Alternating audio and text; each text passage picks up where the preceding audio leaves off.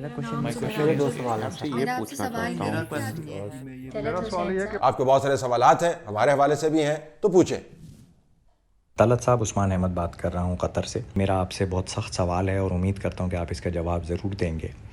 किसी मसले के ऊपर फोकस्ड होना, किसी प्रॉब्लम का एनालिसिस करना, तज्जिया करना, लोगों को आगाही फराहम करना एक स्टेप, पहला स्टेप है। इससे अगला स्टेप सॉल्यूशन के बारे में है।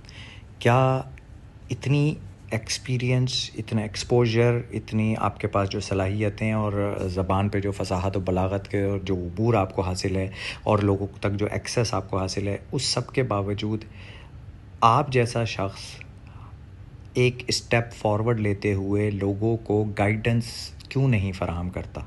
बाकी मीडिया की तो बात छोड़ ही दें। सारी हमारी कौम जो है वो मतलब टिकटॉक के ऊपर जो है ना वो सारी अपनी सलाहियतें दिखा रही है। सॉल्यूशंस प्रोवाइड करे मीडिया। जो जिन ममालिक ने तरक्की की है वहाँ पे तो मीडिया, गवर्नमेंट्स और जो मीडिया उसने ख़ुद अपनी ज़िम्मेदारी समझते हुए वो किरदार अदा किया है, लोगों को गाइडेंस प्रोवाइड की है, ट्रैफ़िक के लिहाज से, अखलाकियात के लिहाज से, प्रोफेशनलिज्म के लिहाज से। हमारे यहाँ ना लोगों के पास इतनी सलाहियत है। मीडिया हमारा इनडायरेक्टली ड्रामों के ज़रिए मैसेज देने की कोशिश करता है, वो लोगों की इतनी सलाहियत ही नहीं है कि वो इनडायरेक्ट मैसेज को समझ सकें। तो आप लोग क्यों ये स्टेप नहीं लेते? उतना सख्त सवाल नहीं है, लेकिन मुझे इसमें हैरानी ये है कि किस तरह आपने पूरी कौम को एक जो रोटी को चूची कहने वाले बच्चे नहीं होते, जो बैठे हुए होते हैं सड़कों के गिर्द, जिनके नाक बह रहा होता है और वो देख रहे होते हैं कि बड़ा उनकी उंगली पकड़े और उठा के उनको जो है वो घर के अंदर ले जाए, साफ़ सुथरा करके उनको बिठा दें। आपने तमाम आवाम को उसमें कन्वर्ट कर दिया है। अब ये जो आवाम जो है, अगर आप आजकल इनसे बात करें, उनको तो सब चीज़ों का पता है। अगर इस आवाम के पास सलाहियत नहीं है तो फिर आप ये देखें इस मुल्क के अंदर ये खरबपति जो हैं डॉलर टर्म्स के अंदर लोग कैसे बन गए। ये बड़े बड़े इम्तिहानों के अंदर ये बड़े बड़े जो पोजीशंस लेते हैं वो कैसे लेते हैं। बड़े बड़े धांसू ब्यूरोक्रेट्स हैं। मैं द ट्रैक के ऊपर जाता हूँ कभी कभी जॉगिंग करने के लिए, तो वहाँ पे अब जिस बंदे से देखें मुझे लगता है वो इस्लामाबाद के अंदर तो 26 ग्रेड का अफसर है कम से कम। उनकी आप बातें सुने, आप जिस इदारे के अंदर चले जाएं आपको लोग ऐसे मिलेंगे, ऐसे आपसे बात करेंगे, वो आपको बता रहे होंगे कि भाई आपने 30 साल जो सहाफ़त की है उसको आपको सहाफ़त आती नहीं है। मैं आपको बताता हूँ सहाफ़त किस तरीके से आती है और सहाफ़त इस तरीके से होनी चाहिए। तो इस मुल्क में तो बड़े महान लोग हैं। आप कमाल बात करें, आप कहते हैं कि इस मुल्क में लोगों की इस्तिताअत नहीं है। एक तो बात ये ज़हन में रखें कि ये बात दुरुस्त नहीं है कि मुल्क में लोगों के पास इस्तिताअत नहीं है या सलाहियत नहीं है। एक दूसरा, तज्जिए से बड़ा वाज़ेह हो जाता है कि आपको क्या करने की ज़रूरत है। जब हम तज्जिया करते हैं कि पाकिस्तान के अंदर सियासी निज़ाम सही सिमत में नहीं जा रहा, तो सोल्यूशन इज़ ऑब्वियस कि सियासत के निज़ाम को आइन के मुताबिक चलने दें। अब इससे बड़ा सोल्यूशन क्या आप हमसे मांगेंगे? तो हम कंसिस्टेंटली कहते चले, हम नहीं, बहुत सारे सेन वॉइसेस हैं मीडिया के अंदर जो है वो यही कहती चली आ रही हैं कि भाई सियासत को सियासत की तरह चलने दें। Number 2, law of the land आपने अगर इन्फोर्स करना है अक्रॉस द बोर्ड करें। ये हम बार बार कहते रहें, आप देखेंगे एक स्ट्रेटेजिक लेवल के ऊपर आपको चेंज नजर आएगी। नंबर 3, आपने मुल्क के अंदर 20 साल 25 साल एक विजन तरतीब देना है जिसके ऊपर तमाम जमातें और मुख्तदर हल्के, establishment, army, ISI, MI, GHQ, air force, navy, everybody science on that. वो भी बना बनाया है, मैं आपको बताऊं वो क्या है। तालीम है, सेहत है, फ्री मार्केट है, एक वेलफेयर रियासत है, आबादी का कंट्रोल है, और दर्जनों ऐसी चीज़ें हैं, मुझे बताने की ज़रूरत नहीं है। 20 रिपोर्टें पड़ी हैं इसके ऊपर। विजन तरतीब दे लें, everybody science on it, free and fair election करा दें और हुकूमतों को कहें कि जी ये अवाम के ज़रिए आप इसको चलाएं। ये सोल्यूशन है। 20 मरतबा सोल्यूशन के ऊपर बात हो सकती। डंडी ना मारें, 2 नंबरी ना करें, मक्कारी ना करें और ट्रांसपेरेंसी रखें। दर्जनों मरतबा तज़िये के अंदर ये बात हुई है। तो ऐसा नहीं है। मुझे कभी कभी थोड़ी सी कोफ्त भी होती है जब ये लोग कहते हैं सोल्यूशन नहीं देता। ये सोल्यूशंस हैं। हम तज्जिया सोल्यूशंस का ही कर रहे होते हैं, प्रॉब्लम्स का नहीं कर रहे होते हैं। हो सकता है हमारे पास इस फसाहत व बलागत का आपने जिक्र किया, उसका मयार ये ना हो कि लोगों को बात समझा पाएँ सही तरीके से, तो हमें शायद मज़ीद सलाहियत हासिल करने की ज़रूरत है। लेकिन तो हम तो ये बातें कर कर के हमारे जबड़े थक गए हैं कि सॉल्यूशंस क्या हैं। सॉल्यूशंस ही तो बताते हैं आपको।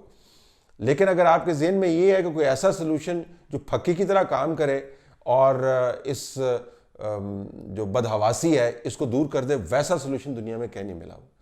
क्योंकि हमारे और आपके सोल्यूशन जो है ना वो तारीख पर हावी नहीं है। तारीख के अंदर जब आप एक गलत काम करते हैं उसके नतायज आपको जनरेशन तक भुगतने पड़ते हैं। हमने तो बहुत गलत काम किए और अभी ये जो काम इस वक्त हो रहे हैं इनके नतायज आपको आने वाले दिनों में पता चलेगा। तो यही सोल्यूशंस है, और कौन से सोल्यूशंस हम आपके सामने रख सकते हैं। अगर आपके जहन में है कोई ऐसे सोल्यूशंस जो हमें प्रपोज करने चाहिए तो बता दीजिएगा। वैसे हर शोबे के अंदर, तालीम के अंदर, सेहत के अंदर, अदालती निज़ाम के अंदर, इंफ्रास्ट्रक्चर के अंदर, गवर्नेंस के अंदर, पॉलिटिक्स के अंदर, मईशत के अंदर, कल्चर के अंदर, नेशनल यूनिटी के अंदर बीसियों सोल्यूशंस भरे पड़े हैं।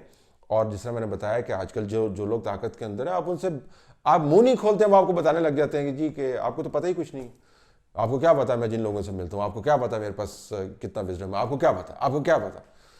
तो चलें, अगर हमें पता नहीं है तो फिर हमारे सोल्यूशंस भी इतने बोधे ही होंगे। तो अगर जिनको पता है उन्होंने मुल्क का ये हाल किया है तो मेरे ख्याल में किताबों की तरफ वापस जाना चाहिए। किताबों के अंदर लिखे हुए सारे सोल्यूशंस और वही सोल्यूशंस। तलत हुसैन साहब, मेरा नाम तनवीर आफ्ताब है और मैं किर्गिस्तान से बात कर रहा हूँ। मेरा ये सवाल है कि चेयरमैन नैब के ख़िलाफ़ कोई एक्शन क्यों नहीं लेता और वो इस अहदे पे क्यों फायज है, जबकि उनके एक बहुत वाज़ह वीडियो मौजूद है। देखें, चेयरमैन नैब, जिसमें मैंने पहले एक सवाल के जवाब में बताया, अपने अहकामात की वजह से और अपने बयानात की वजह से और जो उनकी तरतीब की पॉलिसियाँ हैं उनके नताइज की वजह से मुतनाज़ा से मुतनाज़ा होते चले जा रहे हैं। मामला सिर्फ आपके सवाल या मेरे जवाब का नहीं है। आपको सिर्फ अदालतों के अंदर जाकर सुनना होगा कि मुअज़्ज़ज़ जज साहिबान जो हैं वो नैब ऑर्डिनेंस, नैब एक्टिविटीज़, नैब एक्शंस, नैब केसेस, नैब रेफरेंसेस के बारे में क्या बात कर रहे हैं। अब चूँकि नैब जो है वो चेयरमैन ड्रिवन इदारा है तो ये अब हो नहीं सकता कि चेयरमैन जो है इस तमाम तनाज़े से अलहदा रह जाए। Number one. नंबर टू, जिन मामलात का आपने जिक्र किया वो भी रिकॉर्ड का हिस्सा हैं। पाकिस्तान में वैसे ये होता है कि जब रिकॉर्ड को आपने शेल्फ्स के ऊपर रखना होता है और फाइलों को बंद करना होता है तो फाइलें बंद हो जाती। लेकिन तवील अरसे के बाद या कुछ अरसे के बाद या चंद साल गुजरने के बाद जब रिकॉर्ड्स की तलबी होती है तो उनके अंदर मौजूद मवाद जूं का तूं हाजिर भी हो जाता है। तो जिसका आपने जिक्र किया वो तो टिप ऑफ द आइसबर्ग भी बन सकता है। ये बड़े संजीदा मामलात हैं।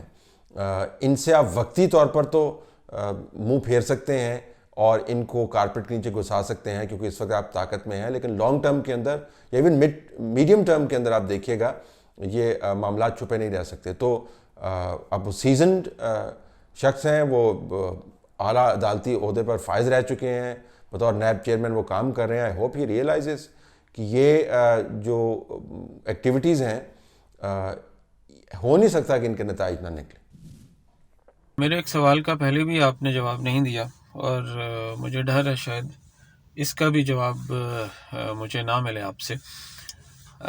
क्या एहसान का फ़रार, अगर हम उसके फ़रार की टाइमिंग देखें तो क्या आपको ये अमेरिका और तालिबान के एग्रीमेंट में पाकिस्तान ने जो मीडिएशन की है, क्या ये उसकी कोई कीमत आपको ऐसा नहीं लग रहा कि उसकी कोई कीमत अदा की गई है?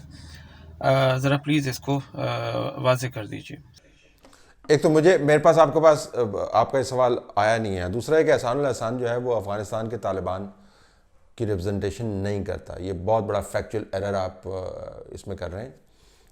वो टीटीपी का स्पोक्स पर्सन रहा है और ये जो मुआहदा हुआ है ये अफ़गानिस्तान के अंदर जो तालिबान हैं उनके दरमियान और वाशिंगटन के दरमियान हुआ है और वाशिंगटन और काबुल के दरमियान हुआ है। तो उसमें टीटीपी या उसके जो पुराने लोग थे उनका कोई रोल आपको नज़र नहीं आता।